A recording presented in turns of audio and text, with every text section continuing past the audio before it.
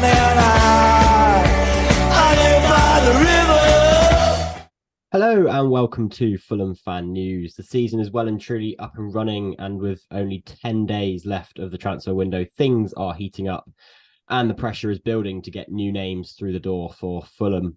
Tonight I'm joined by Tom. How you doing, mate? You all right? Yeah, good, thank you. And I'm also joined by Joe.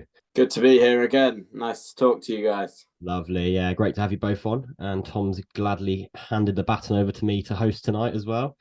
We've got lots to discuss, including transfer targets, of course, Mitrovic's replacement, and of course, previewing our trip to our clash with the Gunners later this week. But first, I think we need to get the negativity out of the way early and briefly reflect on our disappointing derby defeat last weekend to Brentford. Tom, I'll start with you. What are your thoughts on our 3-0 defeat? Do you have to? My thoughts are, straight after the game, I thought we were rubbish. Nobody came out of the game with any credit. We showed no fight, even, questionable on Marco Silva's selection in the first place. But on reflection, I think the game was pretty even up to about 44 minutes when Issa Diop decided that Johan Wissa was on his team and passed him the ball. So when that happens, you go in at half time, and we all know goals change games, and especially that close to half time. I can imagine if we'd have gone in at 0-0, Marco would have, rallied the troops and said, look, we need to be a little bit quicker on the ball, get a few more balls into the box. It would have been a completely different game. And then the second half, we started pretty well. Bobby Reed hit the bar. We were on the front foot, trying to get back in the game. And then probably, I was going to say the worst decision of the weekend, but after last night, I have to say the second worst decision of the weekend. I was going to say. Tim Reams sending off. I know it was a second yellow, but it's not even a foul. Wissa leans into him, anticipating contact that doesn't come.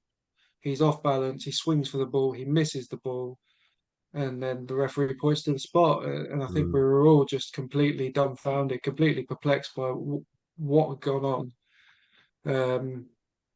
So yeah, I'm adamant that although it looked really poor on paper, that killed the game. And then I think Marco just thought to himself, you know what, we've got 10 men. Let's chuck some attacking players on and see what happens. And on came Willian, on came Adama, on came Muniz. I think we went to 3 at the back, and that left it open for Brentford to nick the third goal. Not saying they weren't 100% deserved of the win, because they were, but in football, a former manager of ours used to say the fine margins. We wasn't talking about the fine margins of the Premier League and the fine margins of a football match. Are the things that define the game. And although we don't like that person or that phrase, I have to say that I think that had those things gone our way in the game, say Nathan Collins or someone like that had made a mistake and someone had nicked in and scored a goal and we were 1-0 up, I think it would have been a different game. Again, it's negative, but I don't think there were many players that came out of the game with much. I think after the first goal, a lot of people's heads seemed to drop. The only player I think who I thought was almost brilliant throughout the entire game was Sasha Lukic, and I've banged the drum many times. I think the guy is class, and this is his time. And if he continues to play the way he's playing, Harrison Reed will not have a place in that first 11 for very long. Because I think Sasha Lukic is class, and when he plays a bit further forward, we'll see that. We saw a bit of it. He was driving with the ball, and when he drives with the ball, he looks every bit a brilliant footballer and every bit a Premier League footballer. So yeah, for me, I wanted to end that on a positive, and for me, he was the positive out of the game. But yeah, massive gaps, a lack of goal threat. Albeit, I know we've seen Jimenez being compared to Mitrovic, and I just can't have it. He's not Mitrovic. He's a completely different type of striker. But yeah, Joe, I don't know how you felt about the game. Yeah, if I'm being honest, I kind of completely lost interest in the game. Something that last season very, very rarely happened. I think I totally lost interest when we got battered by Newcastle last season, and that was it. Even when we were in losing positions last season, I always felt like we could and had the ability to get back into games. But even after their first goal, there was really no part of me that thought, you know what, we might come back into this game and come back with fight, because it just, sure, first half we looked all right. There was no big collapse. Obviously, when Ream got sent off, there was that big collapse.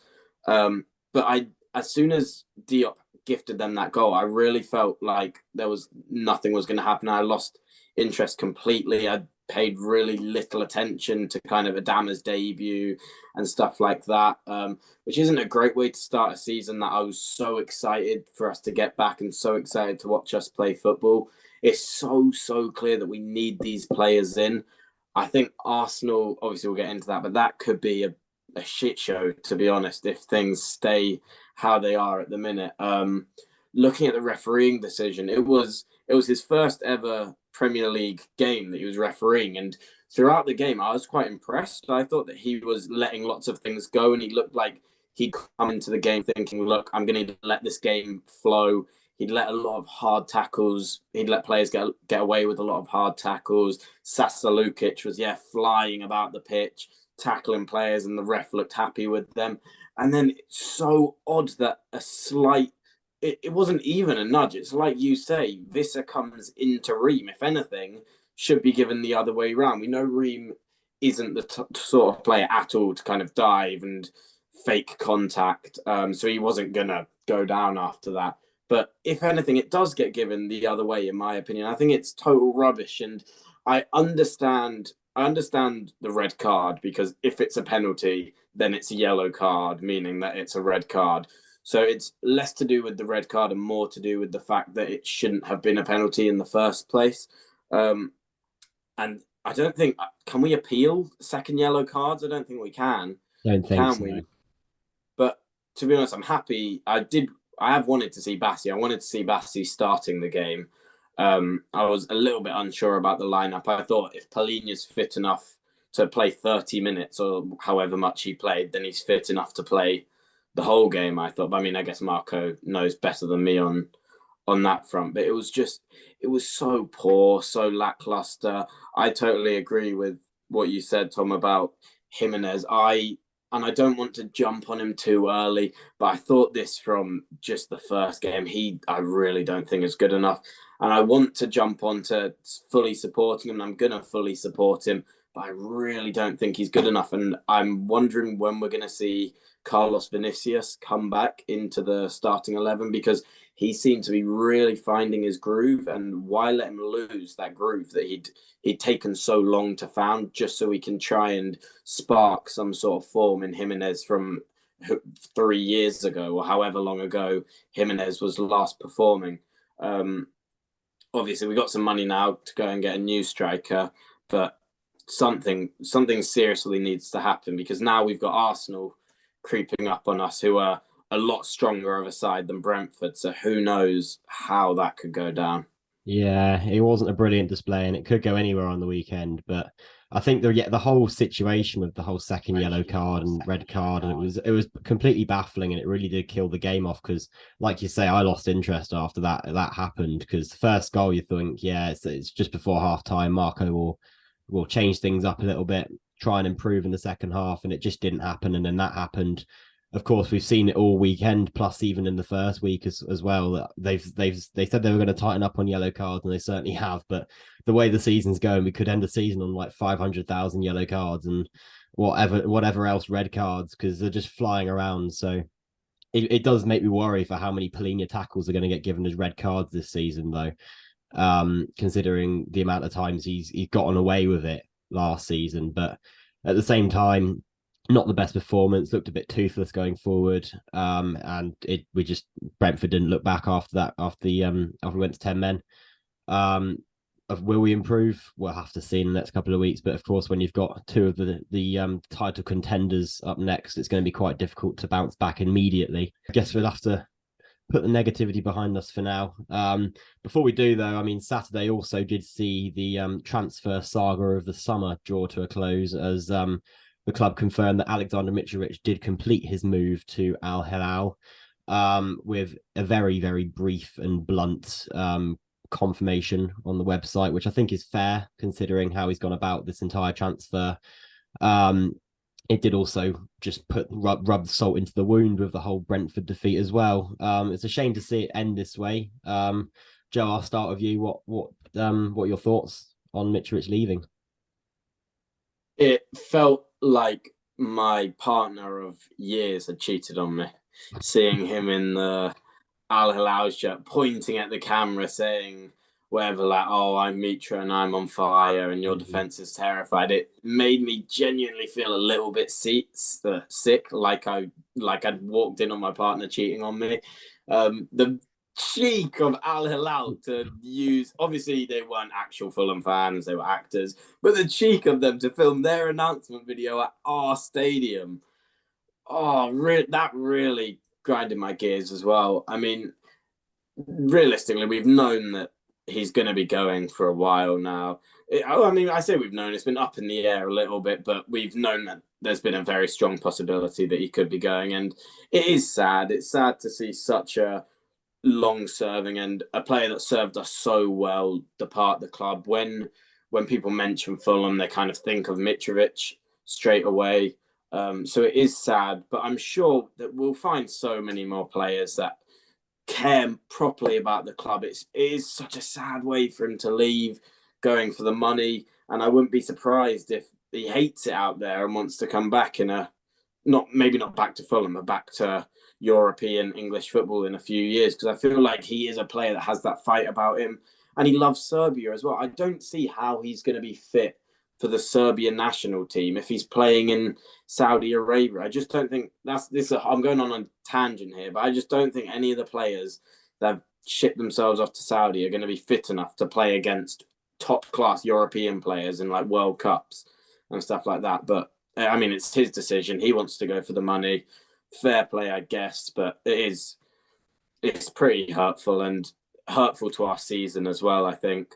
I mean, we'll see what replacements we get in, but I don't think I put in our WhatsApp group that I think that our problem is that we're looking too hard to replace Mitrovic, and a Mitrovic-sized gap is a gap which is very hard to kind of force someone into. It's like the phrase of like pushing a square peg into a hole. I just don't think it's going to work. I think the way that we played last season and the season before that under Marco Silva, Mitrovic was such a fundamental part of that. And without him, it's just not going to work the same. So I think we kind of need to do a little bit of a rejig, maybe. And I'm sure Marco Silva's got him in it. He's a great coach. Maybe he can sit down, think of a new way that we could perhaps try play. It's so rubbish that the season's already upon us and he doesn't have sort of pre-season games to test new ideas with, which is, again, testament to Mitrovic making this such a huge saga and Al Hilal refusing to pay the price for so long. But I mean, we're in this situation now. We'll make do this. I think there's so many teams worse than us in this league that I think we'll be all right. And we just need to get through this season, fill in the gaps that we need to. And I say build again for next season, as if we're not only 2 games into this season already. But who knows? Who knows where the season can go? Yeah, there's a long way to go. Tom, what are your thoughts? My thoughts are that as soon as Mitrovic decided that he was going, that was it. It's a huge thing nowadays, player power, and he disrupted a good 2 months of our pre-season. If the rumours are true that he did say he would never play for Fulham. Obviously he did, but he did say he'd never play for Fulham again. He did go on the US tour. He wasn't training, but all of these things disrupt a pre-season. We had the whole Marco Silva saga as well. Now he's come out obviously at the end of it and said, I was never close to leaving. We don't know.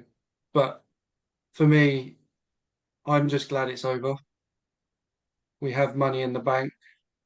We have the money in the bank that the club wanted. So fair play to the club. I know a lot of people slate the Khans, but one thing's for sure is that they don't let people go on the cheap. They don't give in to their players. They'll dig deep to get the price that they think the player is worth. And yeah, I'm with Joe. I think, it does hurt to see him do those videos and things like that, but also it opens the door for someone else for me, and it gives us a chance. For 5 years, like Joe says, if you ask anyone about Fulham, it's Mitrovic, and it's without him you're screwed. Well, we showed at the back end of last season, without him we're not screwed, and now we have an opportunity with a decent amount of money to go ahead, find someone. It's not easy. Look, it's definitely not easy, and I've seen some names thrown about. And I don't know if we're going to talk about it on this show, but some of the names that are being thrown about, just no. And some of the names that are being thrown about are, well, maybe you don't know. But for me, the Mitrovic size hole is huge. We're not going to replace him with a like for like player. I think Nicholas Fulkrug is the only one I've seen that a lot of people think, oh yeah, this guy is a very similar player to Mitrovic and could come in and do a job. He's 30 years of age. He's 2 years older than Mitrovic. He's probably going to cost 20 million euros, something like that. I think was the release clause or something. I personally like the idea of someone like Gift Orban. If we're going to go and drop £35 million on someone, I don't want it to be Moise Kean. Although Marco has worked with Moise Kean and he sees a player there, and I've gone back and I've looked through all the things he said about him. He loves the kid, absolutely loves the kid, and thinks there's a real player in there. And there's, for me, I think Fulhamish touched on one earlier, the AZ Alkmaar striker, Vangelis Pavlidis, another Greek striker. I know our last Greek striker wasn't great, but this guy scored 50 goals in 90 appearances in Eredivisie. So I'm excited now. This saga is over, and I'm excited to see what Fulham do. Are they going to bring in, and from the links that I've seen Balogun, I've seen Orban, I've seen Keane. I haven't seen anything saying Nicholas Fulkrug. I've seen Dom Solanke. I'm excited by this idea that Marco now wants to return to the manager he was previously, where he's not focused on a target man to play off of. He's looking for someone to get in behind.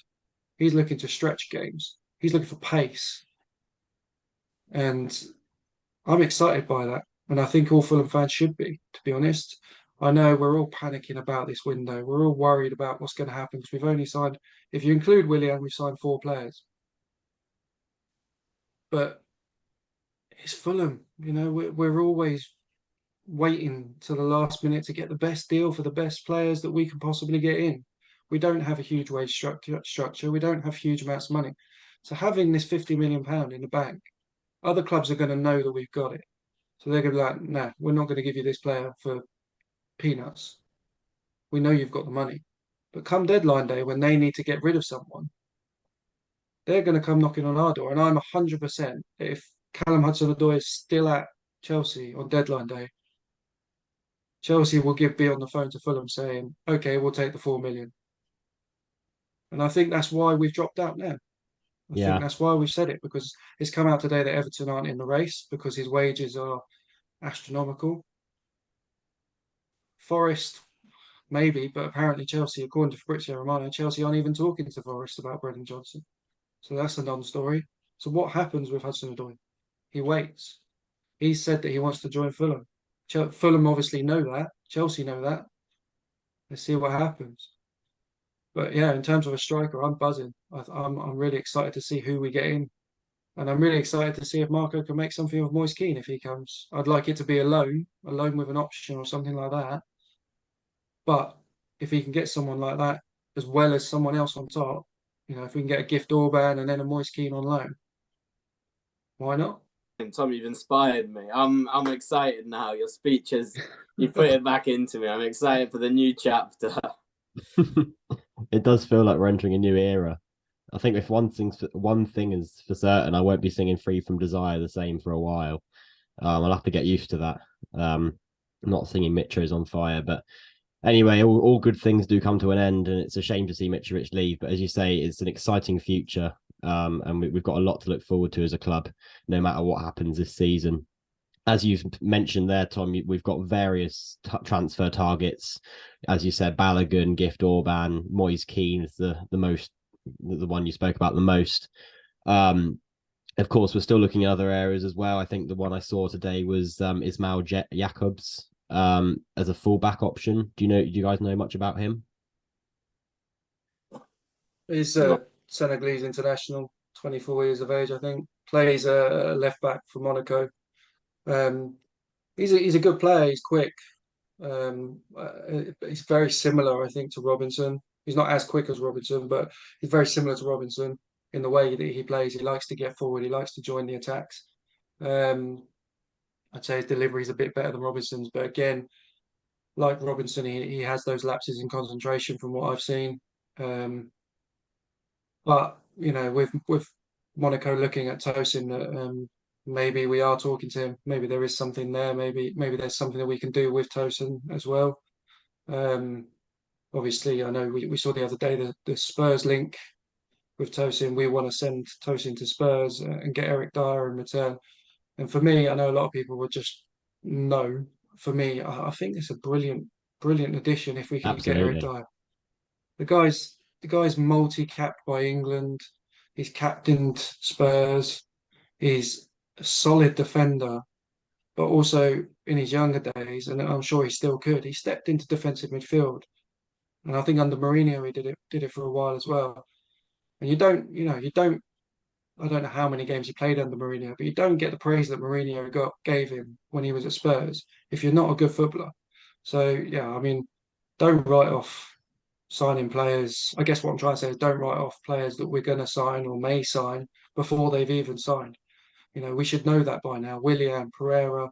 I'm going to say Jimenez because I think that he will come good. He's not match fit. He's not used to the way we play.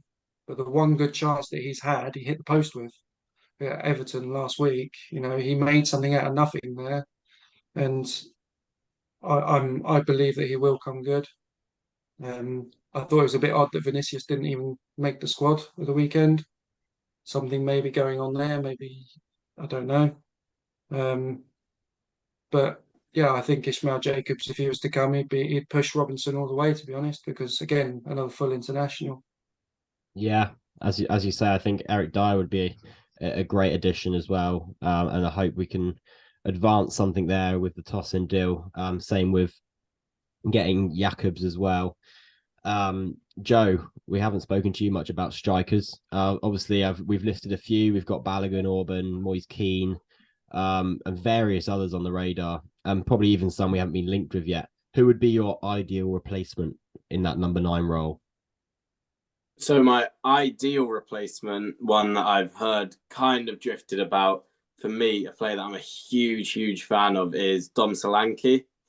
I've always really liked him. I think the way he plays is really good. I was really surprised when I saw the links that Bournemouth would even consider letting him go. I remember when it used to be a huge comparison for us Fulham fans, and we'd compare him to Mitrovic, and it was, Mitrovic is so obviously better, which I think, to be honest, Mitrovic, I think he definitely was a lot better then. I think it's a bit closer now, and maybe bias is seeping into that a little bit now that Mitrovic has left and we're linked to Solanke.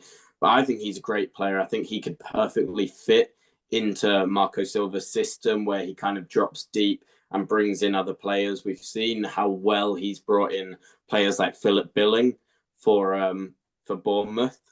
And I think that if one problem I had with Andreas last season was that he didn't seem to score too many goals. But I think with a player like Solanke, who will bring him into the game a lot more, we might see even more from Andreas and more from wide players that we haven't seen yet. In terms of the young players, I always get excited when we're linked to young players as well. Gift Orban puts up some fantastic numbers. A player that I've mentioned Football Manager a few times in a few episodes, but another player that I've had on a couple Football Manager saves. I quite like the Moise Keane links just because I'm a big advocate for going for what Marco Silva likes, and I think that like you said, Tom, with the interviews and how much he raves about him, Moise Kean is a very, very Marco Silva signing. And not just get these sort of Marco Silva signings for the players, but get them because it will help secure Marco Silva as well. If we can get the players he wants, then maybe it's more of a chance that he signs a contract in the coming year. But I think that there will be more to come. If I'm being totally honest, I don't think that a single one of the strikers we've been linked with so far is who we'll end up with. I'm kind of thinking we'll end up with like an Armando Broja or something like that, a player that's Prem proven, should be going relatively cheap. I mean, should be wanting to leave as well. Broja had that great season with Southampton and then hasn't really hit the ground running since then. You think surely he'd want proper game time. So I'd like to see him, another big player. But I think it would need to be a player that's sort of like for Mitrovic, where we can kind of shift into our new system. But you said, Tom, you don't know what's going on with Vinicius. I just want to say, if Vinicius leaves, I am officially done with this football club. I've fallen in love with that man. I met him outside the training ground. I posted the selfie on Twitter of me and him, and he had absolutely no idea what I was saying to him. So I genuinely just shouted "Vamos" at him through his window. He looked absolutely petrified. Probably thought, "What a weirdo." But no, there's my thoughts on the strikers. Love that. Absolutely, he's turned into a cult hero, and I fully back it. We need to see Vinicius back on the bench, 100%.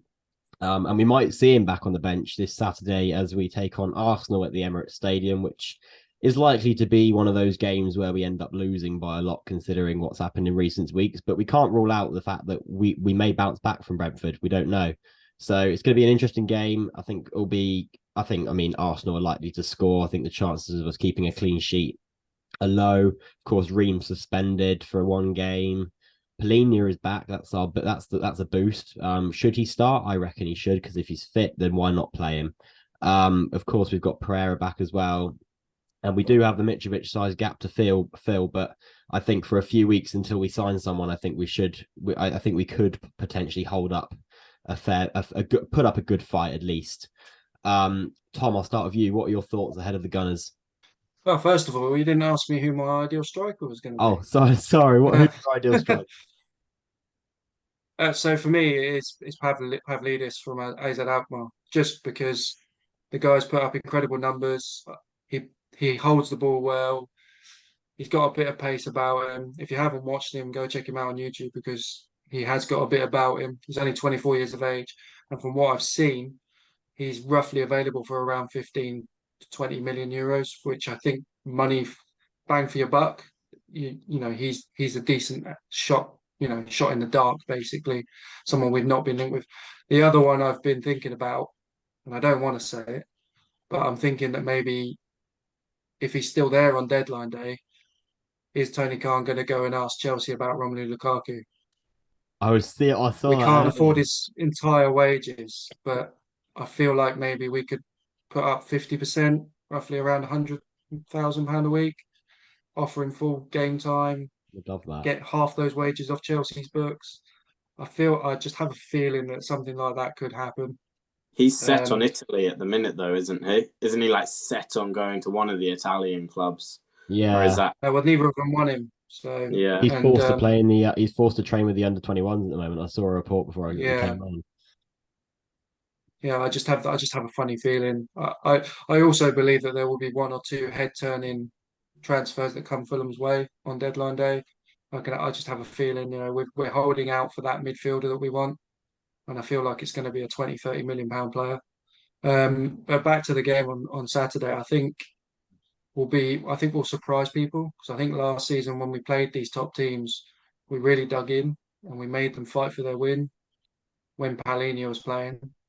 Obviously, last season when we played Arsenal at our place, it was an absolute horrible day. Um, but at their place, we gave them a good game. I think we narrowly lost 2-1. Arsenal haven't hit the ground running massively. I know they've won both their games, but they haven't looked massively convincing. Um, And yeah, I just think that we're going to go there, set up defensively, frustrate Arsenal. You know, Palhinha back in defensive midfield. Bassi will come in for Ream. We might see Vinicius return to the team, maybe start even. I don't know. I have a feeling Adama might start because I feel like we're going to see that is going to be our out ball. Um, Depending on how match fit he is, like we don't know that. Marco doesn't like to play players unless they're near enough match fit. Um, so yeah, I obviously apprehensive about what's going to happen at the weekend. I don't think it's going to be the drubbing that a lot of people think it's going to be though.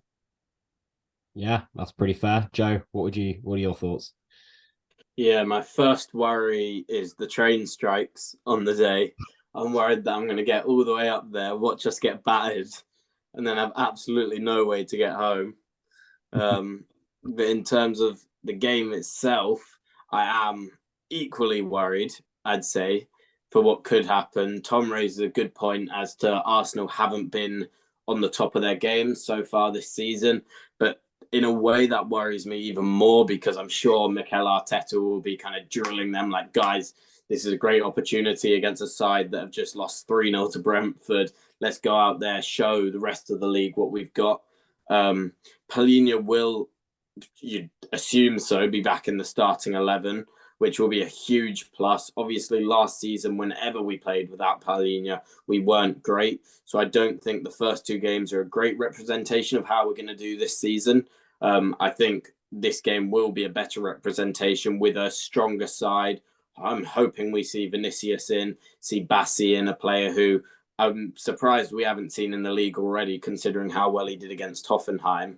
And I do think it's one where perhaps we could sneak a result away from home. But for me, it really depends on how we line up.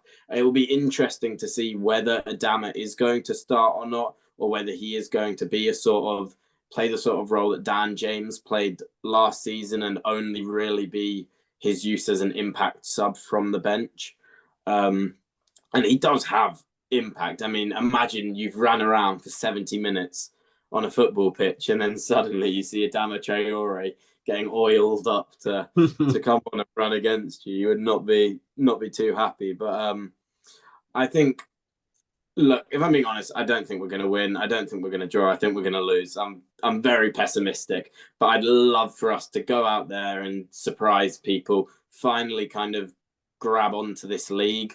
We beat Everton, but we didn't look great, looked awful against Brentford. We need to kind of get a foothold or else teams are going to start catching us up and surpassing us. So it would be a great way to do it, kind of a great statement, show the other clubs that we're not here to mess around.